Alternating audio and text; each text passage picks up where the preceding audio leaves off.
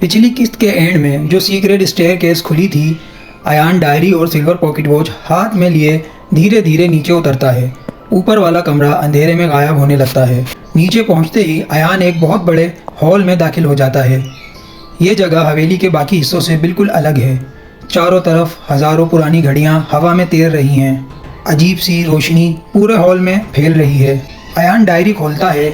Diary के नए सफ़े पर अल्फाज लिखे होते हैं, वक्त के कैदी यहाँ इंतज़ार करते हैं। हॉल के बीच में एक बहुत बड़ा पेंडुलम नज़र आता है जो सालों से रुका हुआ था। जैसे ही अयान उनके करीब जाता है वो हिलना शुरू कर देता है। अयान के पीछे से किसी बच्चे की आवाज़ आती है, आखिर तुम वापस आ ही गए। अयान मुड़कर देखता है लेकिन वहाँ कोई नहीं होता। दूर एक पुरानी लाइब्रेरी नज़र आती है जहाँ धूल से ढकी डायरीज़ और तस्वीरें रखी होती हैं। अयान एक पुरानी तस्वीर उठाता है। तस्वीर में उसके दादा जवानी में इसी हवेली के सामने खड़े होते हैं।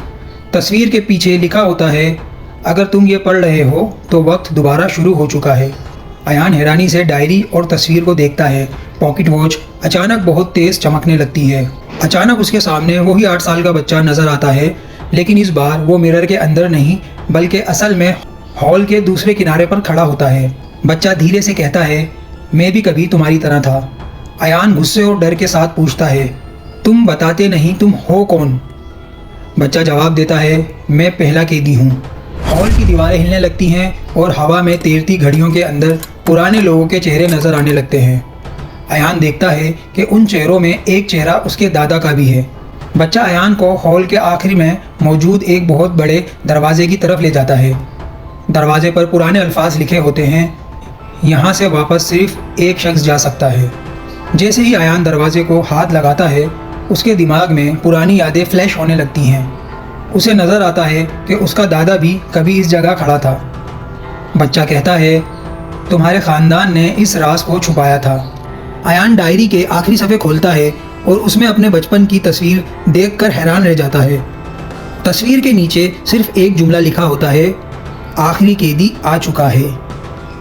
पूरा हॉल ज़ोर ज़ोर से कांपने लगता है और सारी घड़ियां एक ही वक्त पर रुक जाती हैं। बच्चा अयान की तरफ देखता है और कहता है, अब वक्त ख़त्म होने वाला है। बड़े दरवाजे के पीछे से रोशनी निकलना शुरू हो जाती है। अयान धीरे धीरे उस दरवाजे की तरफ चलना शुरू करता है। पॉकेट वॉच उसके हाथ से हवा में उड़ जाती है।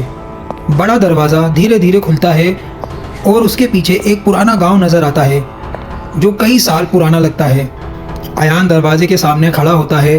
बच्चा उसके पीछे से कहता है, अब तुम सच जानने वाले हो।